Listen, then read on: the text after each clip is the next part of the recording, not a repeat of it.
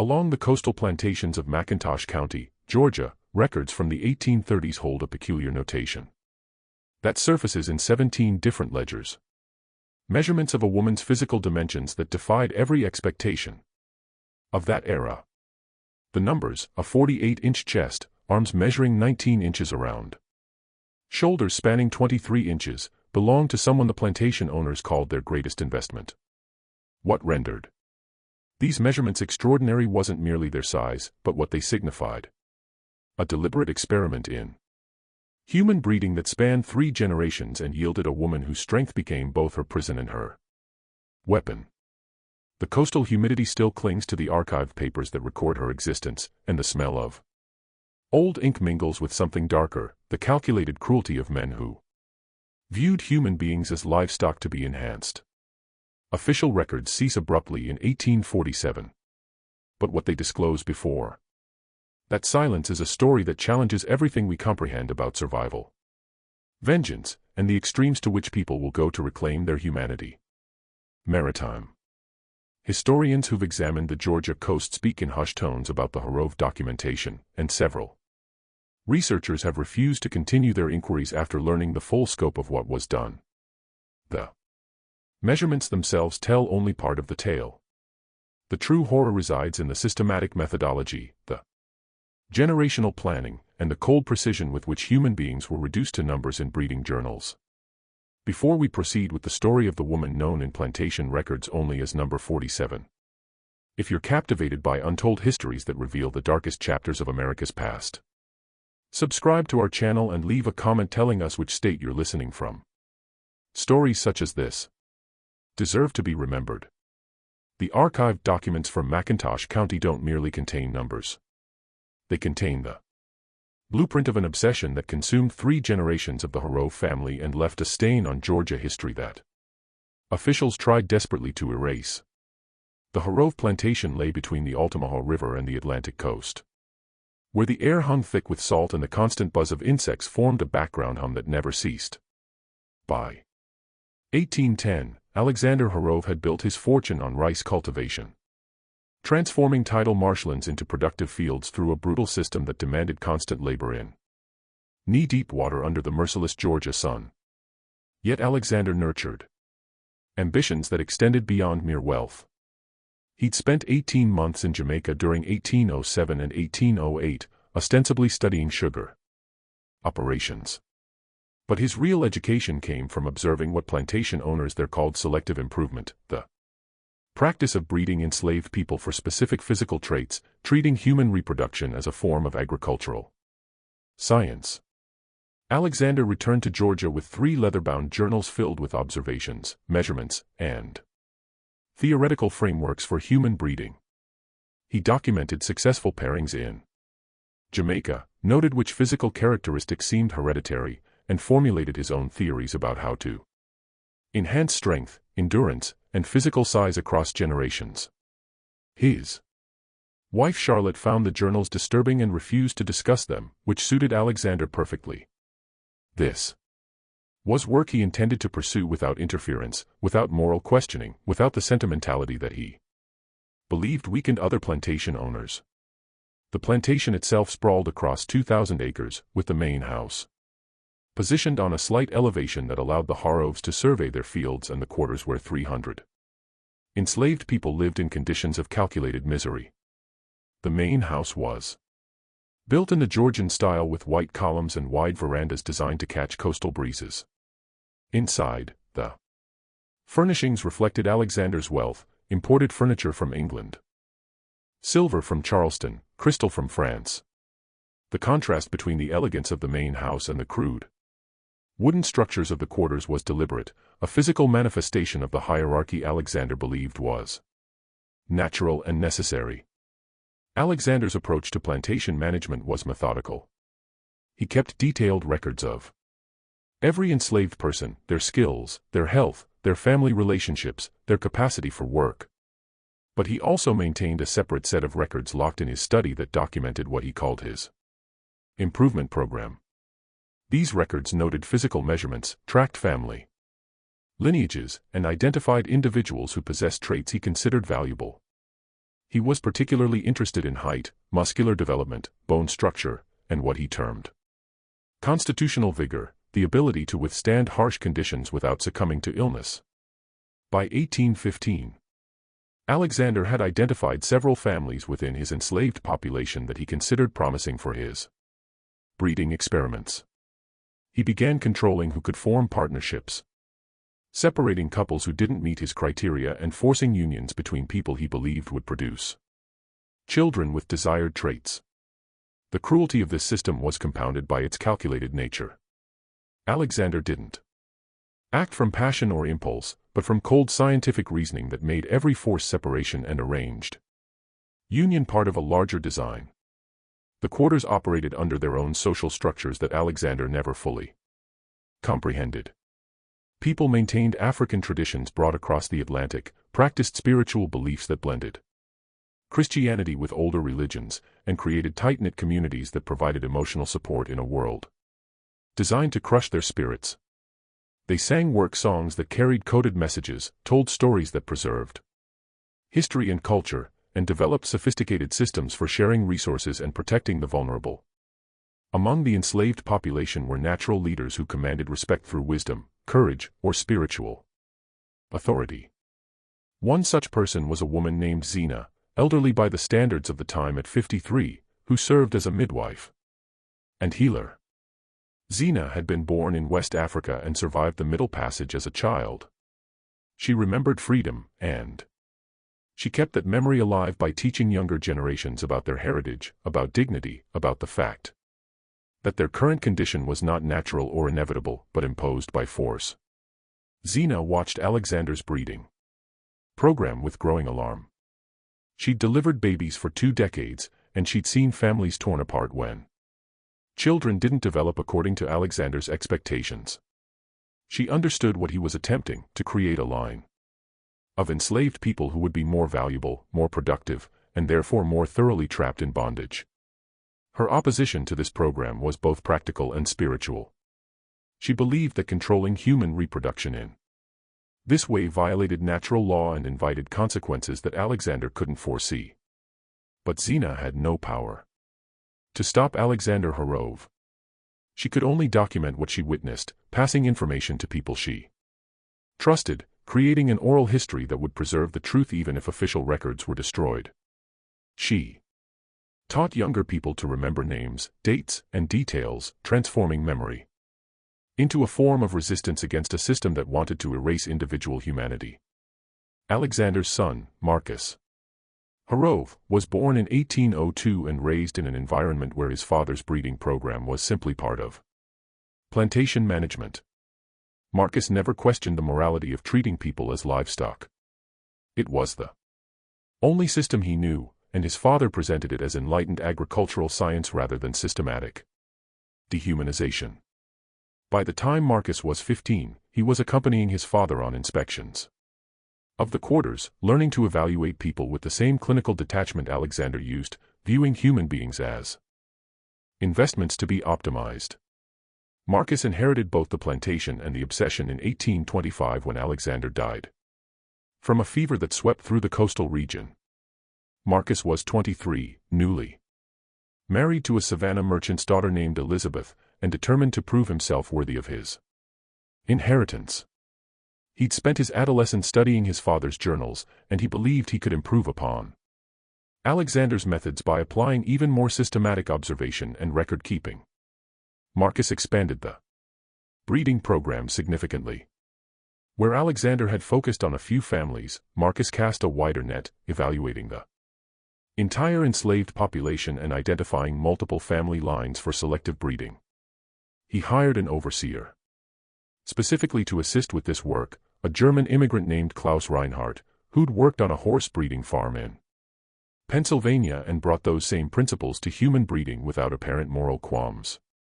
Reinhardt kept a leather-bound journal where he recorded measurements, work capacity, and physical development with meticulous attention to detail. His handwriting was beautiful, almost artistic, a stark contrast to the horror of what he was documenting.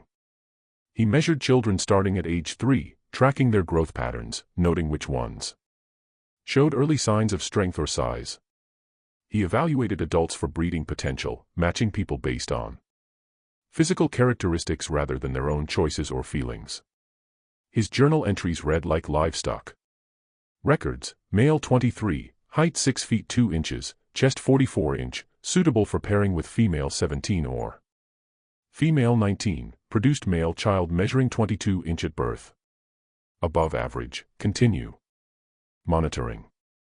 Life in the quarters unfolded under constant surveillance.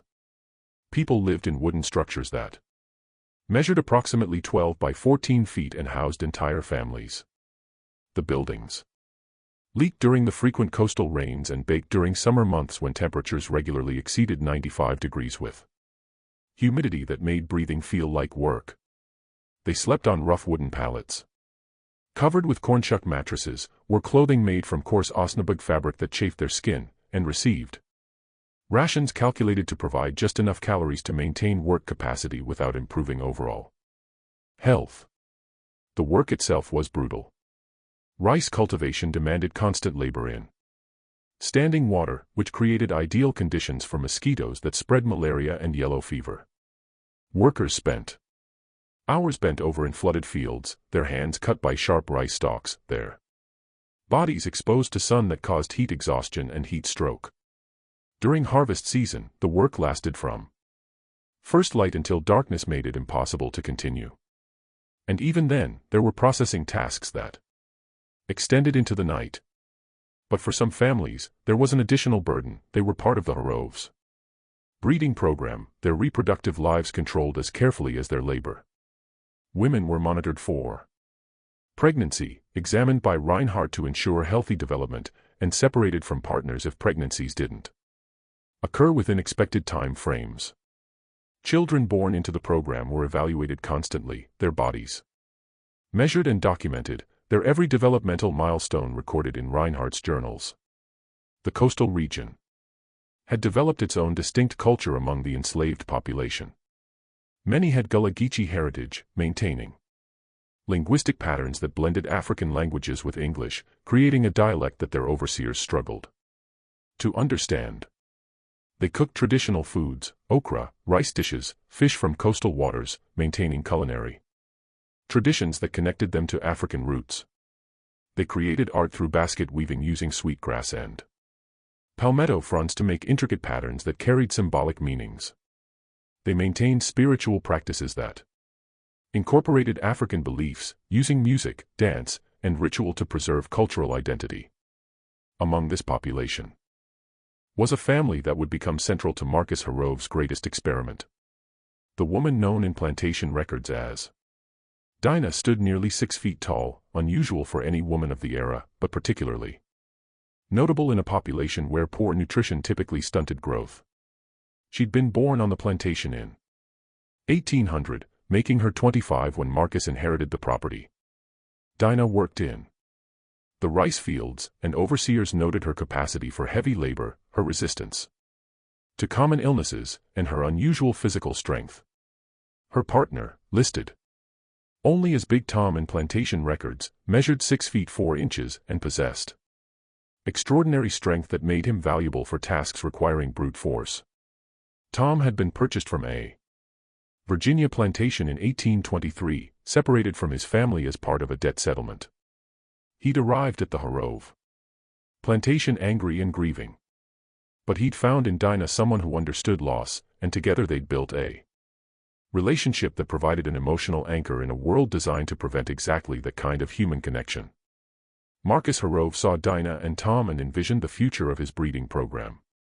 He believed that pairing two people with such pronounced physical characteristics would produce children who inherited the best traits of both parents. He approved their union, one of the few times enslaved people's own choices aligned with plantation management's breeding decisions, and he waited with keen anticipation for results that would validate his theories. On a March morning in 1826, as dawnlight filtered through the cracks in the quarters birthing room, Dinah went into labor. The birthing room was a cramped space barely 10 feet square with a dirt floor covered by straw and walls that had been whitewashed years earlier but now showed stains from countless previous births. The air inside was stale and heavy, thick with the smell of sweat and the metallic scent of blood. Zena attended the birth along with two younger women who were learning midwifery skills, and they moved around Dinah with practiced efficiency, bringing water from the well, preparing cloths, murmuring encouragement in gull-inflected English that carried the rhythms of African languages. Labor lasted through the morning and into early afternoon. Dinah bore the pain with remarkable stoicism, gritting her teeth and breathing through contractions while Zena monitored progress and offered what comfort she could. The other women in the quarters knew what was happening. Word had spread that Dinah was delivering, and many found excuses to pass near the birthing room, offering silent support through proximity, even though they weren't allowed inside during the actual delivery. The baby arrived just after 2 o'clock in the afternoon, emerging into Zena's experienced hands with a cry that was notably vigorous. Zena cut the umbilical cord with a blade she'd sterilized over fire, tied it off with practiced motions, and handed the infant to one of her assistants for cleaning while she attended to Dinah, ensuring the afterbirth delivered completely, and checking for complications that frequently made childbirth deadly for enslaved women who received no professional medical care. The baby was a girl, healthy and unusually large. Even before proper measurement, Zena could see this was no ordinary infant. The baby's limbs were proportionally longer than average, her body more robust, her cries stronger and more sustained. Zena felt a chill of premonition as she cleaned and examined the child. She'd seen Marcus Harov's interest in Dinah and Tom's union, understood what he was hoping for, and she feared what this baby's exceptional characteristics might mean for her future. Within 2 hours, Klaus Reinhardt appeared at the birthing room. His arrival was unprecedented. Overseers didn't typically involve themselves in births unless complications arose that threatened plantation property. But Reinhardt had been instructed by Marcus Harov to attend this particular birth personally, to document everything, to provide immediate assessment of the child's characteristics. Reinhardt entered the small space with his journal and measuring tools, creating an atmosphere of clinical observation that violated the intimacy of the moment. He examined the infant with the careful attention of someone inspecting valuable property, measuring her length with a cloth tape, noting the circumference of her head, chest, arms, and legs. He recorded her weight using a scale normally employed for measuring tobacco leaves. The baby, only hours old, became a subject of scientific study rather than a celebration of new life. Dinah watched this examination with exhausted weariness. She'd known this moment would come, had understood throughout her pregnancy that her child would be of special interest to the Harovs.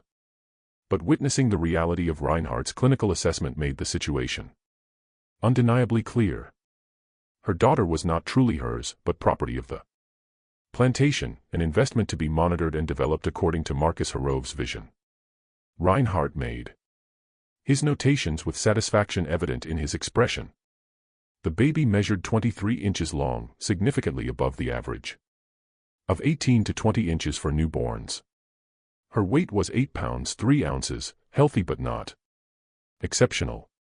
But her length and the proportional development of her limbs suggested potential for significant height and muscular development. Reinhardt wrote these observations in his journal, then added a note that this infant represented promising initial results for the breeding program. Marcus Harov appeared before sunset, leaving the main house to visit the quarters personally, another unprecedented action that signaled the importance he placed on this birth. He stood in the birthing room's doorway, too fastidious to enter the space, but close enough to observe, while Reinhardt reported his findings. Marcus listened with the intense focus he brought to all matters related to his breeding program, asking detailed questions about measurements, comparing them to data from his father's journals, projecting potential adult development based on birth characteristics. Then Marcus issued instructions that would define the child's entire existence. She was to receive extra rations beginning immediately. Her mother would be given additional food during nursing to ensure optimal milk production. The child's physical development was to be monitored weekly for the first year, then monthly. Thereafter, She would be trained specifically for tasks that would build muscle mass once she was old enough for work assignments. Most significantly, Marcus assigned the baby a designation. Number 47 in the plantation's breeding records. The number referred to her position in a numbered list of children born into the breeding program, a cold bureaucratic designation that reduced a human being to data in a ledger. Dinah wanted to name her daughter Sarah, after her own grandmother who'd been born in Africa and maintained fierce dignity until her death. It was a small act of humanity, an assertion that this child was a person with identity and heritage, not merely experimental property. But the name Sarah never appeared in official plantation records. To Marcus Harrove, Klaus Reinhardt, and the administrative apparatus of the plantation, the baby was simply 47, a number representing investment, expectation, and the validation of theories about human breeding. The extra food rations created immediate complications in the quarters. Food was already scarce, distributed in carefully measured amounts designed to maintain work capacity without promoting health or strength. Now Dinah and her infant received portions of salt pork, cornmeal, and beans that exceeded standard rations, taken from the same limited supply meant to feed 300 people. Some resented this special treatment, seeing it as favoritism that came at their expense. Others understood it was a poisoned gift. The extra food came with strings attached, with expectations and control that would make the child's life a different form of hell than the starvation that characterized most enslaved people's existence. Zena tried to help Dinah navigate this situation. She advised discretion, suggested sharing some of the extra food with others to build community support, rather than resentment. She warned that the child would face unique challenges as she grew, would need the community's protection and solidarity, and that alienating people through perceived privilege, even involuntary privilege, imposed by owners, would make survival harder. Dinah listened to this advice and tried to follow it. She shared what she could, maintained relationships with other women in the quarters, and tried to raise her daughter with some semblance of normal childhood despite the constant surveillance and measurement that characterized every stage of the girl's development. As baby 47, whom Dinah called Sarah in private moments, grew through her first year, the differences became increasingly apparent. By 3 months, she was noticeably larger than other infants her age. By 6 months, she was pulling herself up and showing unusually strong grip strength. By her first birthday, she was walking steadily and displaying coordination that typically developed later. Reinhardt documented everything. His journal entries during this period read like livestock breeding records. Subject 47 at 6 months shows 15% greater muscle mass in arms compared to average. Superior grip strength noted during examination. Mother continues healthy, milk production adequate. Recommend maintaining enhanced rations through weaning period. Or, subject 47 at 10 months demonstrates advanced motor development. Walking without assistance as of October 3, 1826. Father's height genetics apparently expressed, projecting adult height 6 to 6 feet 3 inches. Muscle attachment points suggest capacity for significant strength development. Marcus Harrove read these reports with deep satisfaction. His breeding program was producing exactly the results he'd hoped for, validating years of theory and planning. He began thinking about the next generation, about which male children in the program would be appropriate matches for subject 47 when she reached breeding age. He made notes in his own journals, projecting timelines, anticipating outcomes, treating the far future of a 1-year-old baby as already determined and mapped. The quarters watched Sarah's development with mixed feelings. Some saw her as evidence that resistance was futile. The Harroves could literally breed people for their purposes, controlling not just labor, but biology itself. Others saw her as a potential source of pride, proof that enslaved people could be strong and exceptional even in bondage. A few, including Zena, feared what would happen when Sarah became fully aware of what she was being made into, what she represented, and what her future held. By age 2, Sarah was speaking in full sentences, demonstrating intelligence that matched her physical precocity. She absorbed the language of the quarters, learning both standard English and the Gullah dialect that was still widely spoken.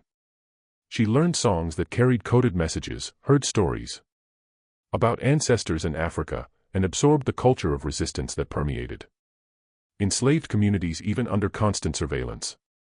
But she also became aware of being different. Other children her age were smaller, less strong, less constantly observed.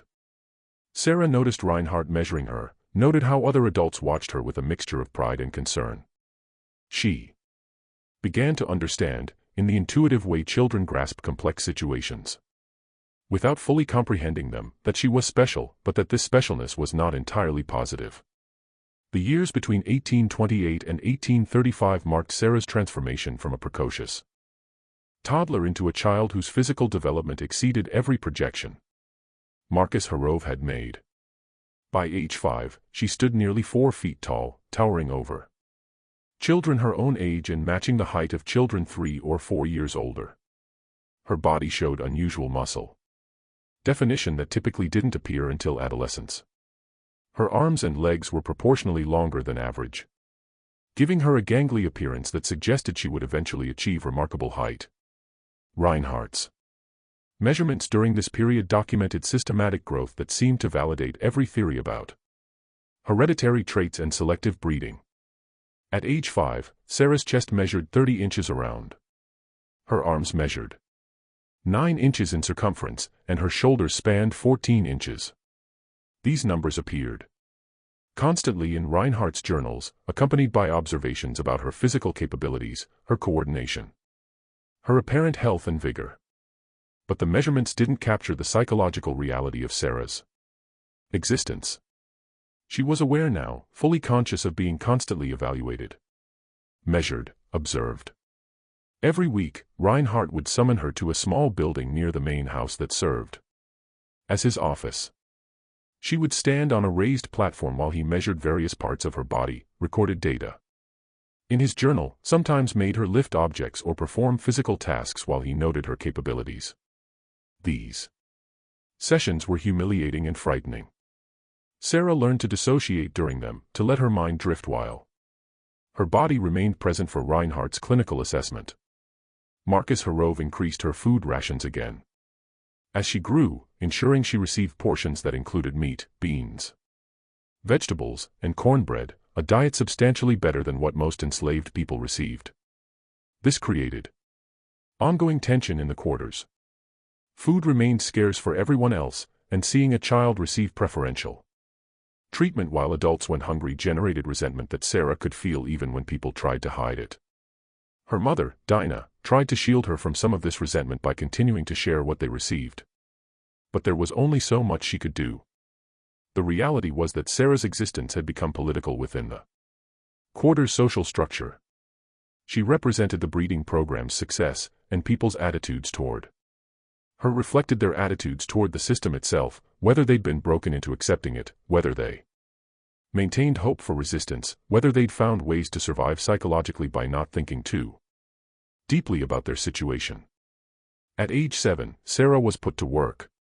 Most enslaved children began light labor around this age, tasks appropriate to their size and strength. But Sarah's assignments were different, specifically designed to build her physical capabilities. She carried loads of rice sheaves from fields to processing areas, developing her back and leg muscles. She dragged heavy baskets, building upper body strength. She spent hours at tasks that would have been given to adolescent boys, and she performed them adequately despite her young age. Marcus Harrove watched this progress with satisfaction that bordered on obsession. He'd begun inviting other plantation owners to visit, showing them his records, explaining his breeding program, displaying Sarah as evidence that selective breeding could produce superior workers. These visits were torture for Sarah.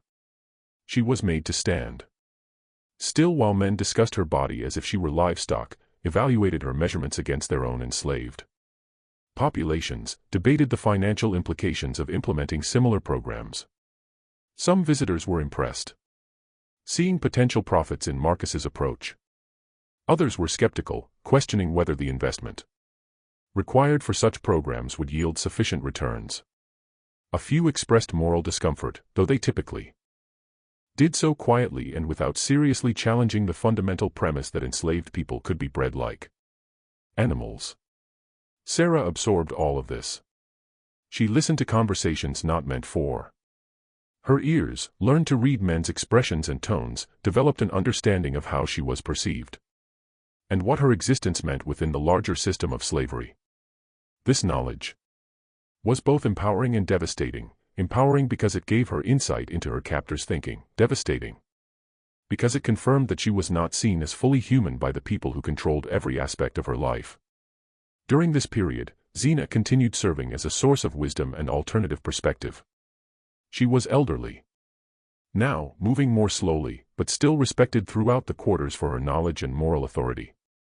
Zina spent time with Sarah when she could, teaching her about African heritage, about ancestors who'd been free, about the fact that enslavement was not natural or inevitable, but a condition imposed by force and maintained through violence. These conversations gave Sarah a framework for understanding her situation that differed radically from Marcus Herove's narrative. Where Marcus saw successful breeding and improved property, Zina taught Sarah to see systematic dehumanization and the violation of natural law. Where Marcus celebrated Sarah's strength as evidence of his theories, Zina helped Sarah understand that her strength was her own, an inherent part of who she was rather than something created by the Heroves program. But Zina also taught Sarah to be patient, to survive, to wait for opportunities rather than acting from anger in ways that would get her killed. The coastal region had seen multiple slave rebellions over the years: the Stono Rebellion in South Carolina in 1739, Denmark Vesey's planned uprising in Charleston in 1822, Nat Turner's Rebellion in Virginia in 1831. All had been violently suppressed with participants executed, and communities subjected to increased surveillance and brutality. Zina knew that resistance was necessary, but had to be strategic. Time for moments when success was possible rather than dramatic gestures that resulted in death without achieving freedom. By age 10, Sarah had internalized this lesson: survive first. Resist strategically, wait for the right moment. She continued performing her assigned labor, submitted to Reinhardt's measurements without visible resistance, and maintained a facade of compliance that masked growing awareness and carefully controlled rage. Her physical development continued to exceed projections.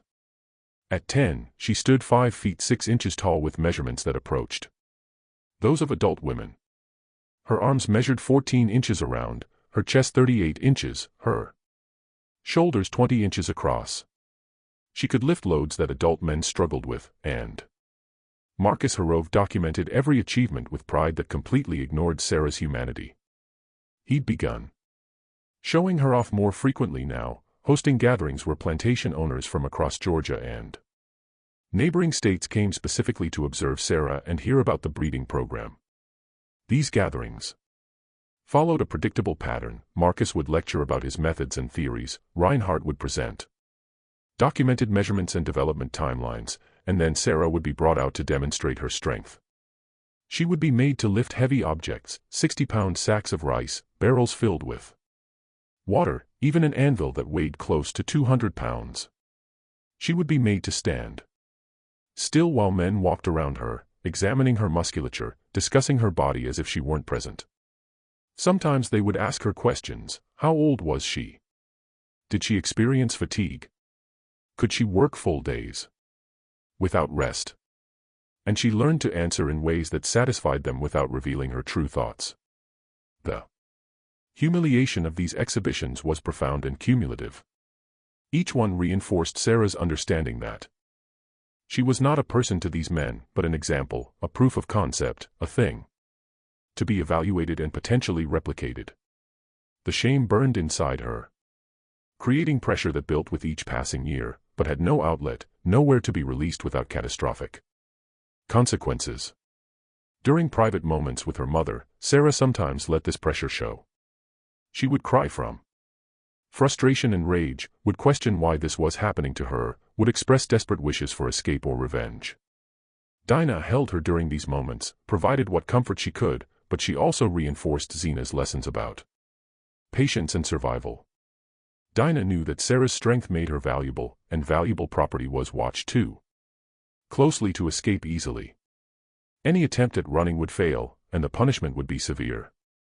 So Sarah learned to mask her emotions, to present a blank face to the world while fury built inside her like steam in a sealed container. She learned to dissociate during the exhibitions, letting her mind drift to other places while her body remained present for the spectator's evaluation. She learned to survive psychologically in a situation designed to break her spirit without damaging the physical strength that Marcus Harrove prized. By age 12, Sarah's measurements exceeded those of most adult women and many men.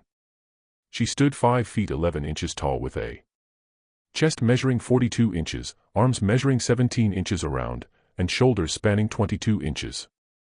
Her physical strength was extraordinary. She could lift over 300 pounds, could work continuously for hours without apparent fatigue, and showed no signs of the health problems that plagued many enslaved people who suffered from poor nutrition and constant disease exposure. Marcus Harrove commissioned a traveling artist to paint Sarah's portrait. The artist, a man named Benjamin Crawford, from Charleston, spent 3 days on the plantation in September 1838, sketching Sarah from multiple angles before creating a formal oil painting. Crawford positioned Sarah in profile, emphasizing her muscular development with lighting that highlighted the definition of her arms and shoulders. The painting was technically accomplished, but deeply dehumanizing. It portrayed Sarah as a specimen rather than a person, focusing entirely on physical attributes while erasing any hint of her inner life or emotional reality. The finished portrait hung in Marcus Harrove's study where he brought visitors specifically to view it. He would stand before the painting and lecture about his breeding program, using Sarah's image as evidence that human beings could be systematically improved through careful selection of breeding pairs. The painting became famous in certain circles, discussed at gatherings of plantation owners, referenced in private correspondence about agricultural innovations. Sarah saw the painting once when Reinhardt brought her to Marcus's study for some measurement-related discussion. The sight of her own image reduced to decoration in Marcus Harrove's private space, displayed for his pride and other men's education, created a moment of such intense humiliation and rage that Sarah had to leave the room quickly, fearing she would lose control and attack someone. That image, herself as object, as property, as proof of Marcus Harrove's theories, became fixed in her mind as a symbol of everything she was being made into against her will. The years between 1838 and 1843 marked Sarah's final transformation from adolescent into adult, and the changes in her body exceeded even Marcus Harrove's most optimistic projections. By age 15, she'd reached her full height of 6 feet 1 inch, making her taller than virtually every man on the plantation, and certainly taller than any woman. Her physical development created a presence that was impossible to ignore. When Sarah entered a space, she dominated it simply through size and strength. Her measurements during this period documented systematic muscular development that Reinhardt described in his journals as unprecedented in female subjects and remarkable even compared to male workers selected for strength. At 18, Sarah's chest measured 48 inches around, her arms 19 inches in circumference, her shoulders spanning 23 inches, and her thighs measuring 28 inches around. These numbers appeared in countless journal entries, always accompanied by Reinhardt's observations about work capacity, physical capabilities, and breeding potential. But numbers couldn't capture what it meant to inhabit Sarah's body. To possess strength that should have been empowering, but instead made her more thoroughly trapped. She understood by now that her physical capabilities were the very reason she would never be free. She was too valuable to Marcus Harrove, financially, yes, but more importantly as validation of his life's work, proof that his theories were correct, evidence that his breeding program succeeded. Marcus's obsession with Sarah had intensified as she'd grown. He spoke about her constantly to visitors, wrote about her in letters to other plantation owners, and maintained detailed projections about her future breeding potential. He'd already identified several male children in the program who would be appropriate matches when they reached maturity, planning Sarah's reproductive life years in advance with the same cold calculation he'd used selecting stud horses. Sarah was aware of these plans. Information moved through the quarters in complex ways. Household staff overheard conversations in the main house and shared them. Field workers noticed which children received extra attention from Reinhardt. People pieced together the larger picture from fragments of information. Sarah knew that Marcus intended to breed her, to use her body to produce the next generation of his experiment, and the knowledge sat inside her like poison, corroding any sense of hope or future that she might have tried to maintain. During this period, Sarah was assigned to the rice mills, massive structures where harvested rice was processed through a series of steps that required constant heavy lifting. Workers carried 60-pound sacks of rice from storage areas to processing stations, lifted the sacks onto tables for sorting, then carried processed rice to wagons for transport. The work was brutal for anyone. For Sarah, it became a daily demonstration of the strength Marcus Harov had spent her entire life developing. She worked alongside men, many of whom were chosen for field work specifically because of their size and strength. Sarah outperformed most of them. She could carry heavier loads, work longer hours without rest, maintain a pace that left others exhausted. The men she worked with had complex reactions to this. Some respected her abilities. Others felt threatened or emasculated. Most understood that her strength was both impressive and tragic, evidence of what the system could do to people when it treated them as breeding stock rather than human beings. The mills were places of constant danger. The machinery, giant mortars and pestles powered by treadmills and water wheels, could crush hands or arms if workers weren't careful. The dust from rice husks filled the air, making breathing difficult and causing lung problems for people who worked there for years. The heat was oppressive, with temperatures inside the mills often exceeding 100 degrees during summer months. Sarah worked in these conditions from age 15 through age 18. And Marcus Harov used her performance as further evidence of his program's success. He brought visitors to observe her working, pointing out how she handled loads that required 2 men to lift, how she maintained pace throughout long days, how she showed no signs of the health deterioration that affected other mill workers. These demonstrations were exhibitions disguised as normal work, and Sarah understood that every moment of her labor was being evaluated, documented, turned into evidence for Marcus's theories about human breeding. The visitors who came during this period included some of the South's wealthiest and most influential plantation owners. They came from South Carolina, North Carolina, Virginia, and deeper South states like Alabama and Mississippi. They toured the plantation with Marcus, examined his records, and always ended with observations of Sarah working in the mills. Their reactions ranged from impressed to skeptical to disturbed, but most saw potential financial applications if the breeding program's principles could be replicated on their own plantations. One visitor during the summer of 1842 was particularly significant, a Louisiana plantation owner named Charles Dupré, who operated a massive sugar operation near New Orleans. Dupré had heard about Marcus Harov's breeding program through correspondence with other plantation owners, and he traveled to Georgia specifically to see Sarah and evaluate whether the program's claims were legitimate. He spent 4 days on the plantation, examined Reinhardt's journals in detail, interviewed Marcus extensively about his methods, and observed Sarah working in the mills for extended periods. Dupré was impressed. He saw Sarah as proof that human beings could indeed be selectively bred for desired characteristics, and he believed that applying similar methods on his Louisiana plantation would yield significant economic benefits.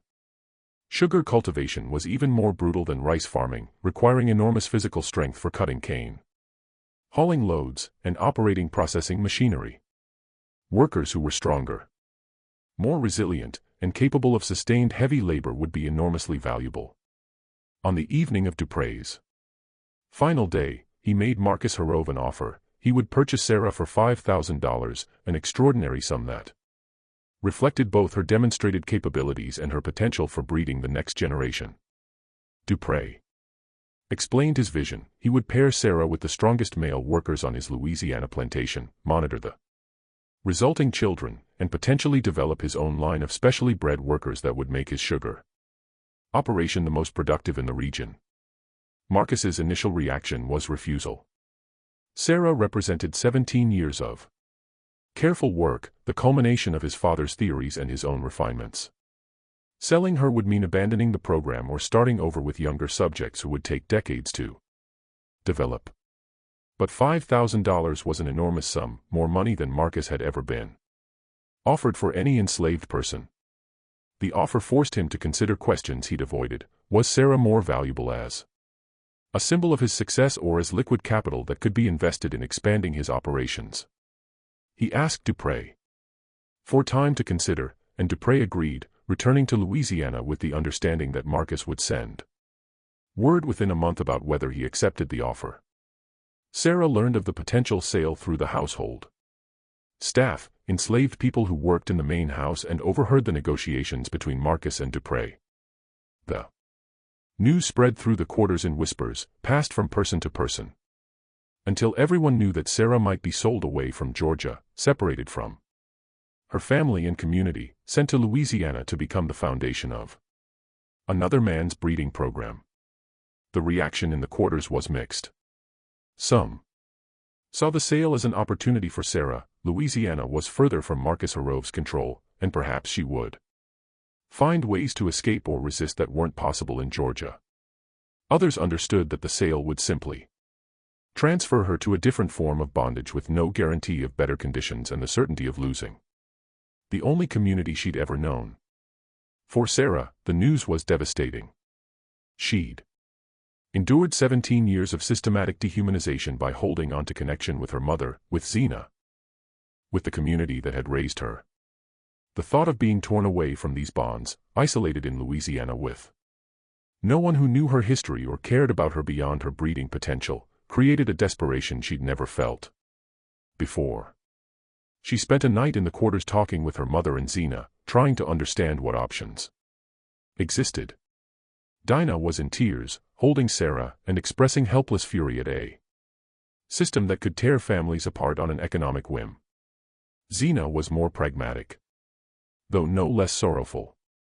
She explained that if the sale went through, Sarah would have to find new allies in Louisiana, would have to rebuild community connections, would have to survive and wait for opportunities to resist. But Zena also said something that planted a seed in Sarah's mind. You're stronger than any of them.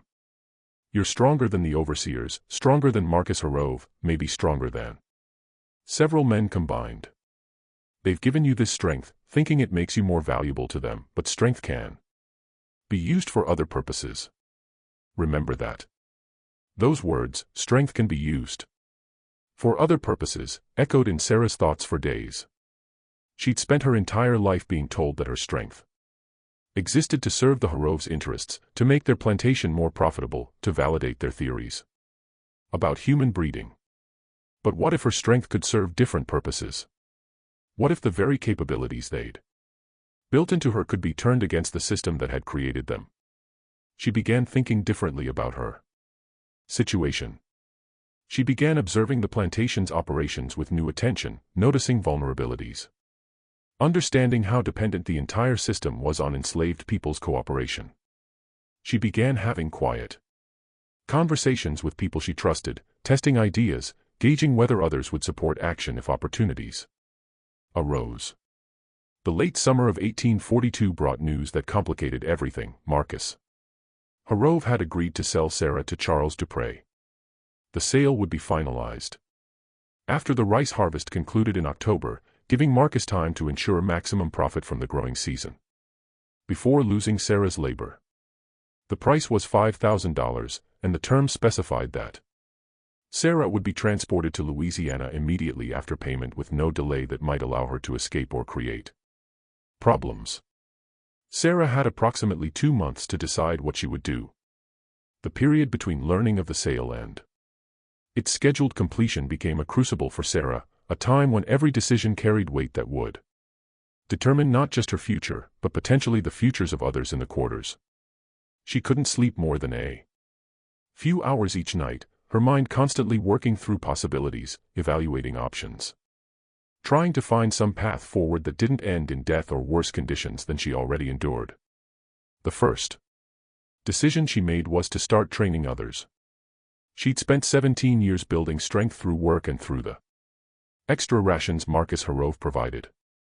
She understood how to develop physical capabilities, and she began sharing this knowledge in the early morning hours before work assignments began. She would gather small groups, never more than 4 or 5 people at a time to avoid suspicion, and teach them exercises that built strength, techniques for lifting heavy loads efficiently, ways to increase endurance. She presented this training as practical, as methods for making the brutal work slightly more bearable by being physically stronger. But her real purpose was to create a group of people who would be capable of physical resistance if opportunities arose. She was preparing for possibilities she couldn't fully articulate yet, building capacity for action while understanding that the moment to act might never come. The people she trained responded with varying levels of enthusiasm. Some understood immediately what Sarah was really doing and committed themselves fully to the training. Others participated but remained skeptical that anything could actually be done against a system backed by overwhelming force and legal authority. A few refused entirely, too frightened of consequences, or too broken by years of bondage to imagine that resistance was possible.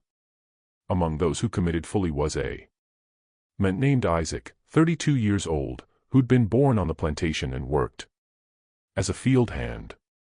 Isaac had watched Sarah's development over the years with a mixture of awe and sorrow, understanding that she was both extraordinary and trapped.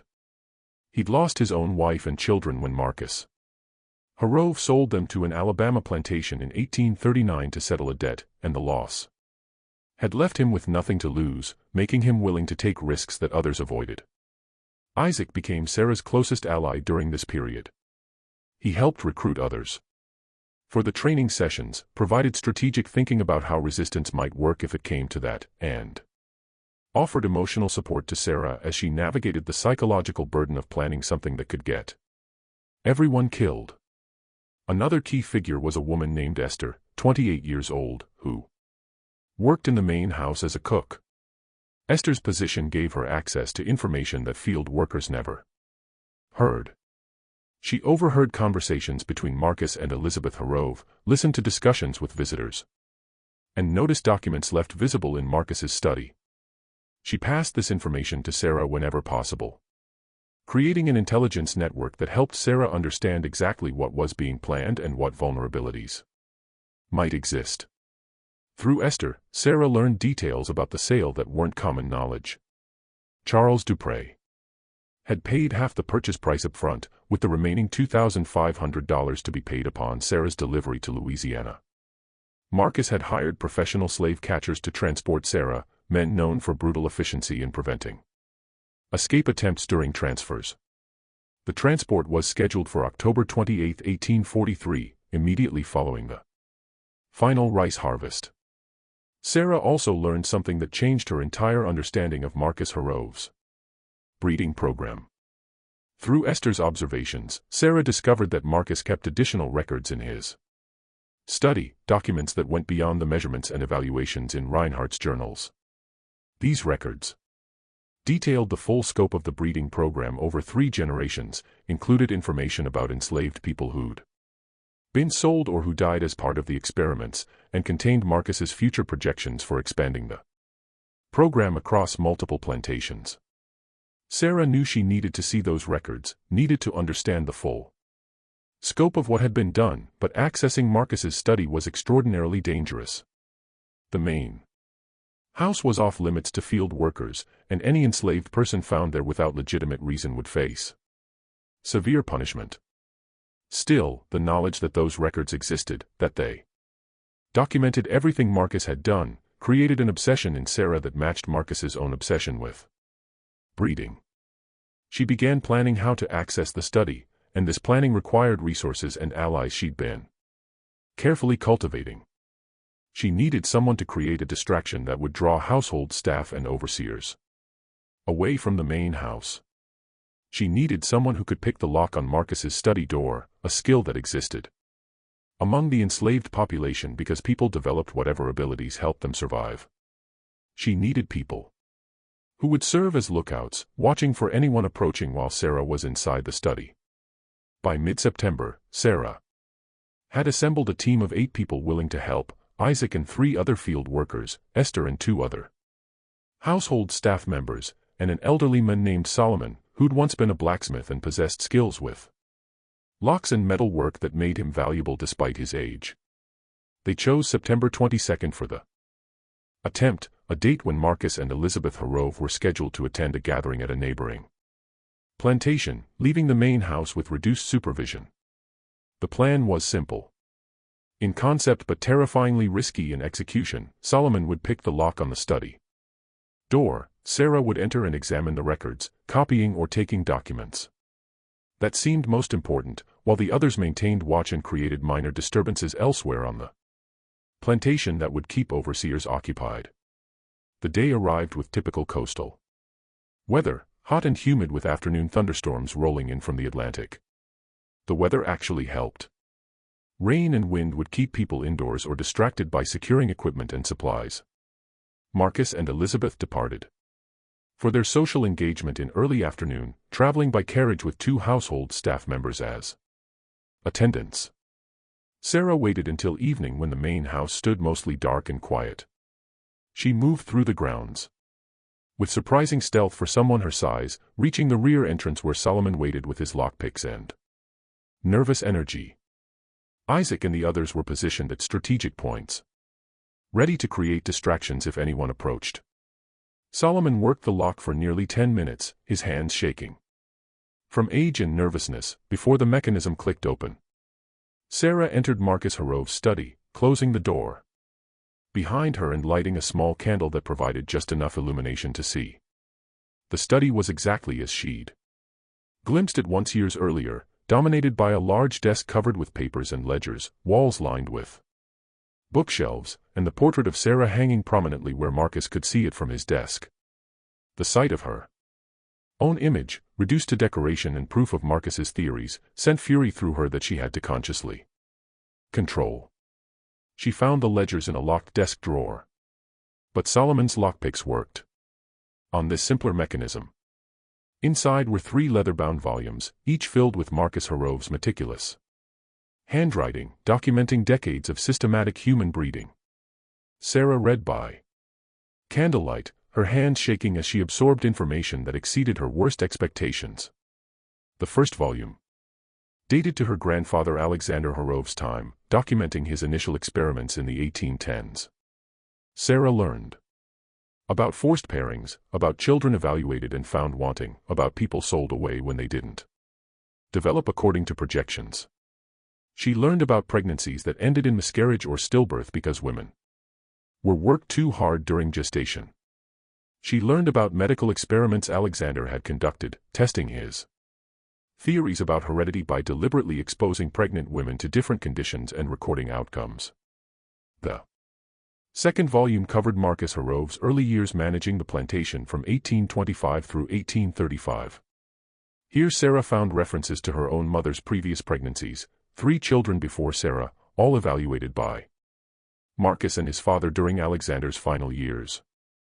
The children had been sold to different plantations when they failed to show the desired physical characteristics.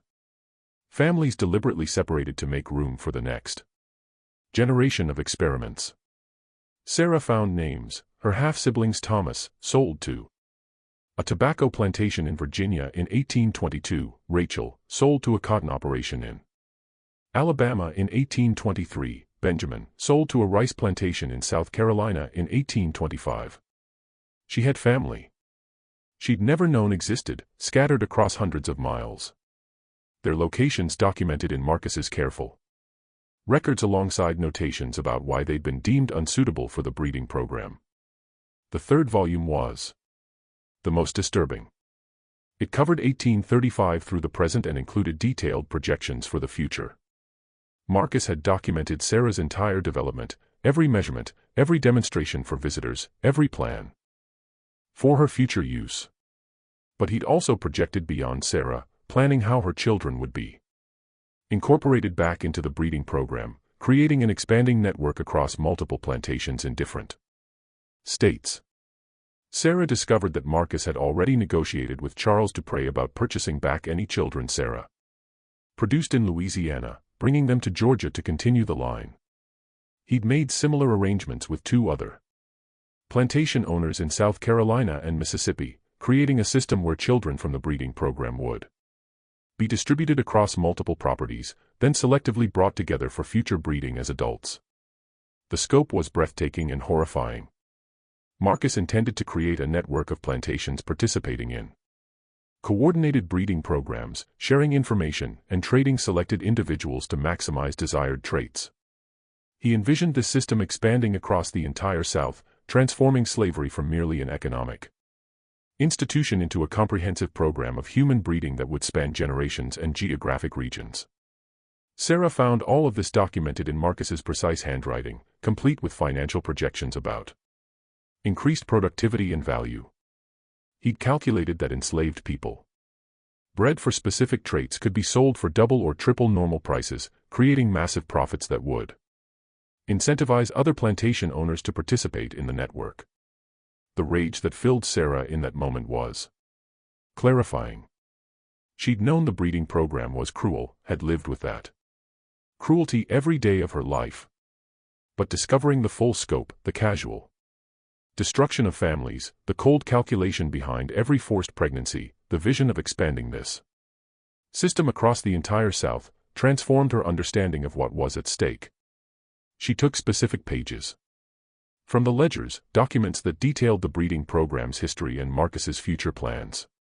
She wanted evidence, wanted documentation that could prove what had been done, even if she didn't survive to tell the story herself. She carefully removed pages while trying to make the damage less obvious, then replaced the ledgers in the drawer and prepared to leave. But as she extinguished her candle and prepared to exit the study, she heard voices outside, Marcus and Elizabeth, returning earlier than expected from their social engagement. Sarah had seconds to make a decision: try to leave through the door and risk being seen, or hide inside the study and hope she wouldn't be discovered. She chose to hide, squeezing herself behind a tall bookshelf in the corner where shadows were deepest. She heard Marcus and Elizabeth enter the main house, heard their voices as they moved through rooms below, and she waited in darkness with her heart pounding so loud she feared it would give her away. Sarah remained hidden behind the bookshelf for nearly 3 hours, barely breathing, listening to sounds from elsewhere in the house. Marcus and Elizabeth had retired to their bedroom on the 2nd floor, but household staff moved through the building, and Sarah could hear footsteps, voices, doors opening and closing. She couldn't leave without being discovered, and discovery would mean immediate punishment and likely torture to reveal if she'd taken anything or if others were involved. The documents she'd taken were folded inside her clothing, pressed against her body. If she was found and searched, those papers would be discovered, and everyone who'd helped her would face consequences. The risk multiplied with every passing minute, but Sarah had no safe way to leave until the household settled completely for the night. Finally, past midnight, the main house became truly quiet. Sarah waited another 30 minutes to be certain, then carefully emerged from behind the bookshelf. Her legs were cramped from hours of remaining motionless, and she moved slowly to restore circulation before approaching the study door. She opened it carefully, checking the hallway. Beyond. Empty. She moved through the main house like a ghost, using skills she developed during years of being observed. She knew how to move quietly despite her size, knew which floorboards creaked, knew how to control her breathing to remain silent. She reached the rear entrance without incident, slipped outside into coastal humidity thick enough to feel like submersion, and made her way back to the quarters. Isaac was waiting, had remained awake all night, watching for her return, and his relief at seeing her was visible, even in darkness. "You were there so long," he whispered. "We thought you'd been caught." "They came home early," Sarah replied, her voice tight with residual fear. "I had to hide, but I got What we needed. Isaac, it's worse than we thought. Much worse. Over the following 3 days, Sarah shared what she'd discovered with the group she'd been training. She showed them the documents she'd taken, explained the scope of Marcus Harov's breeding program and his vision for expanding it across the South. The reaction was a mixture of horror, rage, and for some, a kind of grim vindication. They'd known the system was evil, but having documentary evidence of systematic human breeding, of families deliberately destroyed across decades, of future plans to expand the program made the evil undeniable and immediate. But knowing the truth created a crisis. What could they do with this information? They were enslaved people. With no legal rights, no access to courts or authorities who would listen to them, no way to expose Marcus Harov's program through official channels. The only authorities they could potentially reach were other plantation owners who likely shared Marcus's views, or northern abolitionists who were too distant to provide immediate help. Sarah argued that they had to do more than just possess knowledge.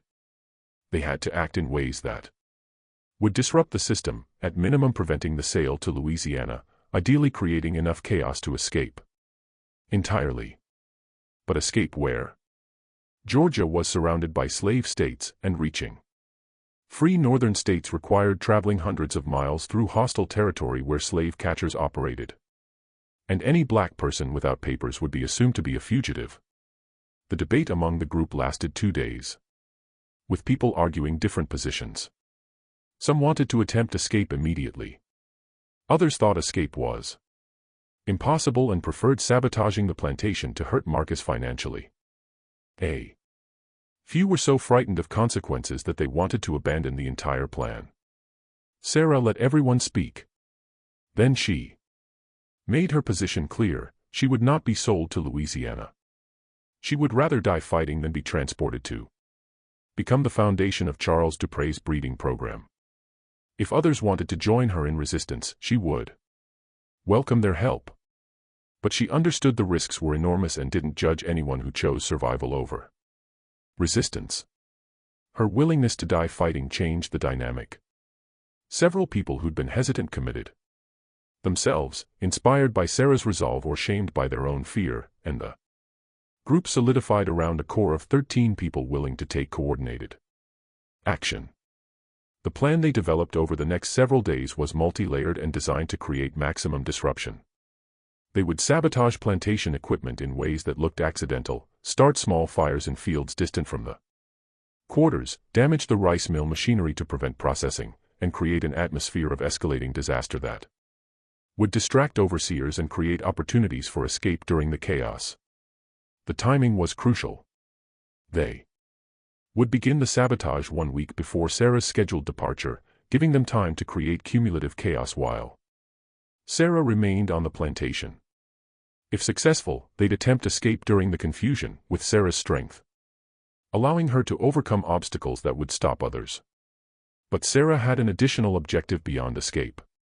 She wanted Marcus Harov to understand that he'd created something he couldn't control, that the breeding program hadn't just produced physical strength, but had cultivated rage and intelligence and the capacity for coordinated resistance. The sabotage began on October 15, 8 days before Sarah's scheduled departure. The first incidents were subtle. A key gear in the rice mill developed a hairline crack that expanded under stress until the machinery ground to a halt. Tools broke at crucial moments, a plow handle snapping, an axe head flying off, a wagon wheel shattering, each incident causing delays and requiring repairs that consumed time and resources. Small fires appeared in fields where no one had been working, suggesting either extreme carelessness or deliberate action. The fires were always discovered before they spread catastrophically, but they created constant alerts, pulled overseers away from other duties, and generated an atmosphere of crisis that made normal plantation operations increasingly difficult. Reinhardt noticed the pattern but couldn't prove intentional sabotage. Everything could be explained as unfortunate coincidence or the result of aging equipment and tired workers making mistakes. But the frequency of incidents was unusual enough to make him Suspicious, and he increased surveillance of the quarters, watching for signs of organized resistance. Marcus Harov grew increasingly agitated as problems mounted. The rice harvest was delayed, costing him money, and potentially affecting his reputation among other plantation owners.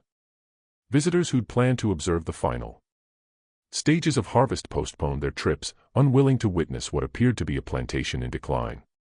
Charles Dupre sent a letter questioning whether the sale should proceed, expressing concern that if conditions at the plantation were deteriorating, Sarah's value might be affected. The pressure intensified Marcus's response. He increased work hours, reduced already inadequate food rations, and authorized overseers to use more severe punishment for any perceived infractions. He intended this increased discipline to restore order, but it had the opposite effect. People who'd been hesitant to join Sarah's resistance saw no alternative, and the base of support for coordinated action expanded. On October 21st, 2 days before Sarah's scheduled departure, the situation escalated dramatically. The rice mill suffered catastrophic structural failure when a support beam, previously weakened through careful sabotage, collapsed. During operation, the beam fell across machinery, destroying mechanisms that would take weeks to repair. And while no one was killed, several workers suffered injuries serious enough to prevent them from working. That same day, fire broke out in the main barn, destroying equipment and supplies worth thousands of dollars. The fire appeared to start from a lantern left too close to hay, a plausible accident, but its timing, combined with other incidents, made Reinhardt and Marcus suspicious that something more coordinated was happening. The evening of October 21st, Marcus Harov called an emergency meeting with his overseers. Sarah learned about this meeting through Esther, who overheard the discussions while serving dinner. Marcus was convinced that deliberate sabotage was occurring, and he was implementing new security measures, increased patrols of the quarters at night, restrictions on movement between different areas of the plantation, and enhanced surveillance of anyone associated with the recent incidents. These new security measures threatened the planned escape. Sarah gathered her group that night for an emergency meeting in the darkness between the quarters and the tree line. They debated whether to abandon the plan or accelerate it, whether to wait for better opportunities or accept that the current moment might be their only chance. Isaac argued for immediate action. We've disrupted them enough that they're disorganized, but if we wait, they'll restore security and we'll have no chance. We have to move now, tonight, before their new measures take full effect. Others disagreed, arguing that acting immediately meant abandoning careful planning for desperate improvisation that would likely fail. The debate became heated, with people's fear and frustration emerging in raised voices that threatened to draw attention. Sarah let them argue for several minutes. Then she made a decision. We act tomorrow night, October 22nd.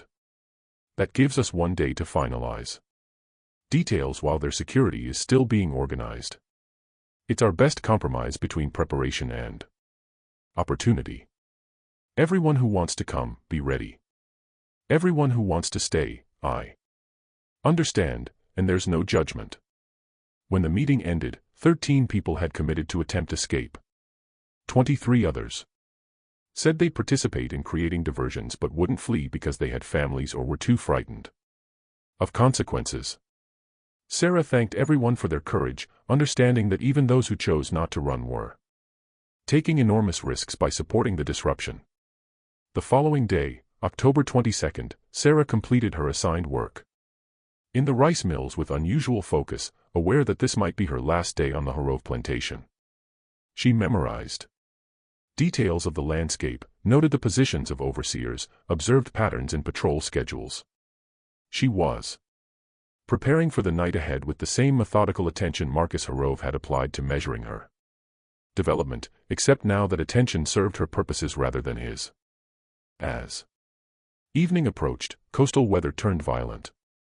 Thunderstorms rolled in from the Atlantic, bringing wind that bent trees and rain that fell in sheets.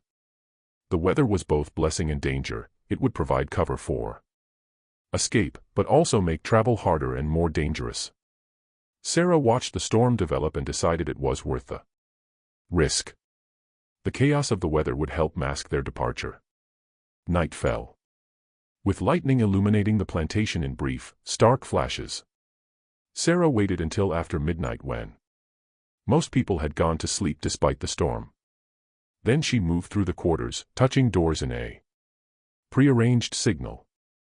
13 people emerged, all dressed in their darkest clothing, carrying small bundles of food and supplies. Sarah led them toward the coastal route she'd selected, moving between buildings and using the storm's noise to mask their movement. They'd covered perhaps 200 yards when a shout rang out behind them. A patrol had spotted the group despite the darkness and rain. What happened next occurred with shocking speed. Sarah had known discovery was likely and had prepared mentally for confrontation. When the overseer approached, ordering them to stop, Sarah didn't comply. Instead, she did something that 17 years of controlled rage and cultivated strength had prepared her for. She attacked. Her first strike broke the overseer's arm. Her second threw him to the ground with force that likely cracked ribs. She moved with efficiency born from years of lifting heavy loads, her body knowing exactly how to generate and apply force. The other overseers present, 2 men armed with clubs, hesitated in shock. Never having witnessed an enslaved person, particularly a woman, engage in direct violent resistance. That hesitation cost them. Isaac and 2 others attacked while the overseers were distracted by Sarah. And within seconds, all 3 plantation authority figures were on the ground, disarmed and injured. Run! Sarah shouted to her group toward the coast. Stay together. They ran through storm and darkness, leaving the plantation's main complex behind. Behind them, alarms were being raised, other overseers being alerted. But they had perhaps a 15-minute head start before organized pursuit could begin. Sarah's plan had been to reach the coastal islands, where the complex geography of maritime forests, tidal marshes, and numerous waterways would make tracking difficult. But reaching the coast required covering 6 miles of open country where they'd be visible. Once daylight came, they ran through fields and woods, stumbling in darkness, soaked by rain, driven by fear and hope and Sarah's unshakable will. Some struggled to keep pace, and Sarah would fall back to help them, using her strength to literally carry people when necessary, refusing to leave anyone behind. By dawn, they'd reached the coastal marshlands. They could see the islands in the distance, separated from the mainland by wide expanses of tidal creeks and mud flats. Crossing would require wading through water, navigating around deep channels, and timing their movement with tidal patterns. Behind them, they could hear sounds of pursuit, dogs barking, men shouting, the organized chaos of slave catchers beginning their hunt. Sarah understood that their brief window was closing. That within hours professional trackers would be following their trail with dogs and weapons. Into the water, she commanded. The creeks will hide our scent from the dogs. Stay close to me and watch for deep channels. They entered the marsh, cold water rising to their waists, mud sucking at their feet. The crossing took 3 hours, during which 2 people nearly drowned in deep channels and had to be rescued by Sarah, whose strength and height allowed her to maintain footing where others couldn't. They reached Sapelo Island exhausted, terrified, but alive. The island offered thick maritime forests that would provide cover, and Sarah led them deep into the interior before allowing anyone to rest. For the next 2 weeks, they survived through foraging, fishing, and constant vigilance. The slave catchers came to the island repeatedly, searching with dogs and systematic sweeps. But the dense vegetation and complex terrain allowed Sarah's group to evade capture through constant movement and careful hiding. But survival required more than evasion. They needed food. They needed information about safe routes north. And they needed resources they couldn't obtain while hiding on an isolated island. Sarah made the difficult decision that some people would have to return to the mainland to gather supplies, knowing this would increase the risk of capture. Isaac volunteered for this mission along with 2 others. They left on October 30th and never returned. Sarah learned later that they'd been captured within hours of reaching the mainland, and the punishment administered was so severe that one didn't survive. The loss devastated the group. They'd known the risks intellectually, but experiencing the reality of friends captured and brutalized made the danger immediate and personal. Some wanted to surrender, believing that continued resistance would only lead to more deaths. Others were determined to keep fighting, arguing that surrender meant everything they'd sacrificed would be for nothing. Sarah let people make their own choices. One woman, pregnant and terrified for her unborn child, chose to return to the plantation voluntarily, hoping her condition would spare her the worst punishment. Sarah gave her what little food they had and watched her disappear into morning mist without judgment. By early November, 8 people remained with Sarah on Sapelo Island. They were hungry, exhausted, and increasingly desperate. The slave catchers had refined their search patterns, and it was becoming harder to avoid detection. Sarah understood they couldn't stay on the island indefinitely, but she also knew that leaving meant exposing themselves to capture on the mainland. On November 7th, the slave catchers found them. The confrontation happened in a maritime forest near a tidal creek where Sarah's group had taken shelter for the night. The slave catchers approached at dawn, moving quietly through fog that limited visibility. By the time Sarah's lookout noticed them, escape was impossible. They were surrounded. The lead slave catcher, a man named Robert Ellis, known for brutal efficiency, called out for surrender. He promised that compliance would result in lighter punishment, while resistance would be met with overwhelming force.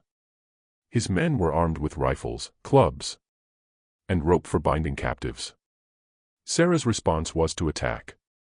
She emerged from the trees and charged Ellis directly, moving with speed that shocked men who'd assumed her size would make her slow. She tackled him before he could raise his rifle, her momentum carrying both of them to the ground. Her strength was overwhelming. She pinned him easily, could have killed him with her bare hands. But she chose to disarm and restrain rather than murder. The other slave catchers responded by firing, and chaos erupted in the forest. Sarah's group scattered, some trying to flee deeper into the woods, others joining the fight out of desperation or loyalty. Sarah continued battling Ellis and 2 other men simultaneously, throwing them aside with apparent ease. But bullets were flying, and the slave catchers had numerical advantage. 3 members of Sarah's group fell to gunfire within the first minute. Others were clubbed down as they tried to run.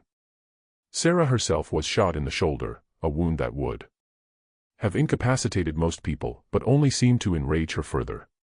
She fought with the accumulated fury of 17 years of dehumanization, of being measured and evaluated, of being reduced to numbers in breeding journals, of knowing that Marcus Harov had planned every aspect of her life, including her future children. She broke bones, inflicted injuries that would leave men hospitalized for weeks, and for several terrifying minutes, it seemed possible she might actually win through sheer physical dominance. But there were too many of them, and they had guns. Sarah was shot twice more, beaten with rifle butts, and eventually overwhelmed through the simple arithmetic of multiple men restraining her simultaneously. Even then, it took 7 men to hold her down, and they had to use chains meant for restraining livestock because rope wouldn't hold her. By the time Marcus Harov arrived on Sapelo Island later that day, brought by urgent message about the capture, 8 people from Sarah's group were dead or dying. 3 had been captured alive but severely injured, and Sarah herself was chained to a tree, bleeding from 3 gunshot wounds and countless other injuries. Marcus surveyed the scene with an expression that combined fury, satisfaction, and calculating interest. He'd lost enslaved people he'd invested years in developing, had suffered financial losses from the sabotage and the disrupted sale to Louisiana, and had been humiliated by Sarah's resistance becoming known among other plantation owners. But he'd also proven that even the strongest enslaved person could be captured and controlled. He'd reasserted dominance through violence, and he was already planning how to use this situation to his advantage, how to reshape the narrative from embarrassing Resistance into a demonstration of plantation management's effectiveness. The aftermath of the Sapelo Island confrontation created complications Marcus Harrove hadn't fully anticipated. The violence of the capture, the deaths of multiple enslaved people, and the extraordinary circumstances of a woman physically battling professional slave catchers drew attention from neighboring plantations and local authorities. Word spread through coastal Georgia about the incident, and reactions varied widely. Some plantation owners praised Marcus for his efficient response, seeing the capture as proof that even organized resistance could be suppressed. Others questioned what conditions on the Harrove plantation had sparked such desperate rebellion, wondering if Marcus's breeding program had created instability that threatened the broader social order. A few raised concerns about the financial losses involved, between the dead and injured enslaved people, damaged equipment, and disrupted harvest. Marcus had suffered tens of thousands of dollars in damages. The sale to Charles Dupre collapsed immediately. Dupre sent a brief letter terminating the agreement, citing Sarah's demonstrated violent tendencies and questioning whether she could ever be safely controlled. He withdrew his initial payment and severed all business relationships with Marcus, concerned that association with the incident would damage his own reputation among Louisiana plantation owners. Other potential buyers similarly withdrew interest. Sarah had become infamous rather than valuable, and the publicity around her resistance made her unsellable to anyone concerned about importing trouble onto their own plantations. Marcus faced a difficult decision: what to do with Sarah. He couldn't sell her, but keeping her was dangerous and expensive. She required constant surveillance, secure confinement, and medical treatment for her gunshot wounds that cost money he resented spending on someone who'd caused such enormous losses. He ultimately decided to keep Sarah as a kind of example, a demonstration that resistance would be punished absolutely. He had her wounds treated, infection would have killed her otherwise, then confined her to a structure he ordered built specifically for her, a cell-like building with heavy wooden walls, barred windows, and a door that locked from outside. She was kept in chains even inside the cell, her movement restricted to prevent any possibility of escape or violence. Sarah's punishment extended beyond confinement. She was put to work at the hardest tasks on the plantation, always under guard, always chained, always isolated from other enslaved people to prevent her influence from spreading. Her food rations were reduced to minimal survival levels, eliminating the extra nutrition she'd received throughout her life. Marcus intended to break her completely, to transform her from symbol of resistance into warning about resistance's consequences. But Marcus made a critical miscalculation. He kept his journals. Despite everything that had happened, despite Sarah's theft of documents and the clear evidence that his records had been compromised, Marcus couldn't bring himself to destroy decades of careful documentation. He believed the journals were too valuable, representing his life's work in developing the breeding program. He had them bound in new covers, locked them in a reinforced safe in his rebuilt study, and convinced himself they were secure. The main house fire occurred on December 17, 1843, approximately 6 weeks after Sarah's capture. It started in Marcus Harrove's study during the early morning hours, around 3 a.m., when everyone in the house was sleeping. The fire spread with unusual speed, consuming the study completely and extending into adjoining rooms before household staff could respond effectively. Marcus, his wife Elizabeth, and their 2 children escaped through second-floor windows, suffering smoke inhalation and minor injuries but surviving. 4 enslaved household staff members also escaped, though 2 were badly burned trying to fight the fire before it became clear the house couldn't be saved. The investigation into the fire's cause was inconclusive. The official determination was accidental, likely a lamp left burning that overturned or a spark from the fireplace that caught on papers. But some observers noted suspicious aspects: the fire's unusual intensity, its apparent origin in multiple locations within the study, and the complete destruction of Marcus's office while other parts of the house showed less damage. No evidence directly connected the fire to any person. Sarah was locked in her cell with guards watching constantly, making it impossible for her to have started it personally. Other enslaved people on the plantation had no obvious opportunity or means to access the main house at that hour. Yet rumors circulated through the quarters about divine justice, about the ancestors watching and taking action, about how fires sometimes start themselves when they're needed. People whispered about the documents Sarah had stolen during her escape attempt, wondering if others had taken similar actions that contributed to the fire's origin or spread. The journals documenting the breeding program burned completely. The safe Marcus had installed proved insufficient protection against a fire that hot and sustained. When the ruins cooled enough for investigation, searchers found only ashes and twisted metal where Marcus's life work had been stored. The pages Sarah had stolen during her October 22nd infiltration survived because she'd given them to the pregnant woman who'd chosen to return voluntarily. That woman had buried them in a sealed oilskin pouch in the maritime forest of Sapelo Island, in a location she described to Sarah during their final conversation. Those pages remained hidden for decades, eventually discovered by a freed black man named Augustus Smalls in 1877, who was foraging for roots in the same forest where Sarah's group had hidden 34 years earlier. Augustus turned the documents over to a Presbyterian minister in Savannah who worked with freed people, and that minister recognized their historical significance. The pages eventually made their way into the archives of the Georgia Historical Society, where they remain, 18 pages of Marcus Harov's handwriting, documenting 3 generations of systematic human breeding, calculating financial returns from selling children, projecting future expansion of breeding programs across the South.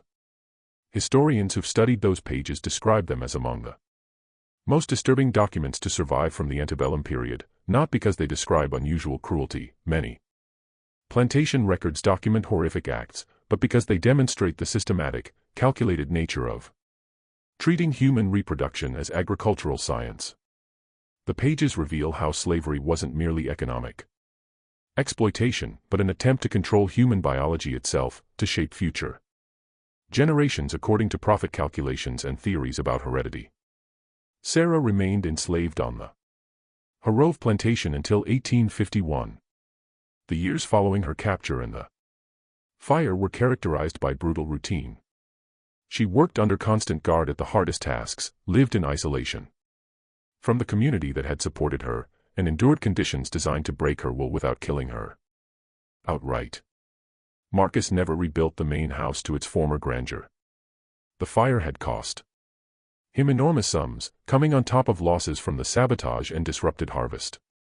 He constructed a smaller, more modest residence and operated the plantation with reduced staff and resources. His breeding program effectively ended with the fire that destroyed his documentation. Without those records, he couldn't track lineages or make informed decisions about future pairings. In 1851, facing continuing financial difficulties, Marcus sold several enslaved people to settle debts. Sarah was among them. Purchased by a cotton merchant from Alabama named James Whitfield for $800. Far less than the $5,000 Charles Dupre had once offered, reflecting both Sarah's age and her reputation for resistance. Sarah was transported to Alabama and put to work in cotton processing, heavy labor that utilized her strength while keeping her under constant supervision. Records show she worked at Whitfield's operation until at least 1860, appearing in that year's census records as property valued at $700. After 1860, documentation ends. Whether Sarah lived to see emancipation in 1865, whether she survived the Civil War years when Alabama became a battleground, whether she ever found the siblings Marcus's records had revealed existed scattered across Virginia, Alabama, and South Carolina, none of these questions can be definitively answered. The Harove plantation continued operating until Sherman's march to the sea in 1864, when Union forces swept through Georgia, liberating enslaved people and destroying infrastructure supporting the Confederacy. Marcus Harove died in 1859, and the plantation passed to distant relatives who sold it after the war. The property changed hands multiple times over following decades, and by the early 20th century, the original plantation buildings had largely decayed or been demolished. What remains are fragments, the 18 pages. In the Georgia Historical Society archives, brief mentions in letters between plantation owners discussing Marcus's breeding program, census records listing Sarah's existence as property, and court documents from the 1843 incident on Sapelo Island describing her capture and the deaths of 8 people. Local historians in McIntosh County maintain that the maritime forest on Sapelo Island, where the final confrontation occurred, remains haunted by those who died there, though such claims say more about how communities remember trauma than about supernatural realities. The forest itself is unchanged, live oaks draped with Spanish moss, palmettos rustling in coastal wind, tidal creeks flowing according to moon phases, unchanged since 1843. Sarah's story asks uncomfortable questions about what human beings are willing to do to each other when one group possesses absolute power over another. The breeding program Marcus and his father developed wasn't exceptional. In its cruelty, similar programs operated on plantations across the South, but its documentation provides unusually clear evidence of how enslaved people were systematically dehumanized, reduced to breeding stock, their families destroyed, and their bodies controlled according to profit calculations. The story also demonstrates resistance's complexity. Sarah's rebellion didn't succeed in achieving freedom, but it succeeded in disrupting Marcus Harov's program, in destroying the documentation that would have allowed the system to expand, and in creating a historical record of resistance that survived even when most participants didn't. Physical strength, which should have been a gift, became the foundation of Sarah's oppression and ultimately the means of her resistance. The tragedy isn't just what was done to her, but what was done to countless others through similar programs across the South, people whose stories were never documented, whose resistance was never recorded, whose names are lost to history except as entries in ledgers valuing them as property. The 18 pages in the archives tell part of the story, but they represent thousands of untold stories, families destroyed, children sold away, reproductive lives controlled, futures planned by people who viewed human beings as livestock to be improved through selective breeding. This mystery shows us that sometimes the most disturbing horrors aren't supernatural, but entirely human, the product of systems designed to extract maximum value from people while denying their humanity. The breeding programs didn't fail because enslaved people were passive or accepting. They failed because resistance, even when it didn't achieve freedom, created enough disruption to prevent the system from achieving its full vision. Sarah's strength became legendary in coastal Georgia, though the stories changed over time, gaining supernatural elements that obscured historical reality. But the core truth remains, a woman who was bred for strength used that strength to fight back. And though she didn't win freedom, she won something else, the destruction of the system designed to replicate itself through her children and grandchildren. What do you think of this story? Do you believe everything was revealed, or are there darker truths still buried in archives and family records across the South? Leave your comment below. If you enjoyed this tale and want more horror stories like this, subscribe, hit the notification bell, and share with someone who loves mysteries that reveal uncomfortable truths about our history. See you in the next video.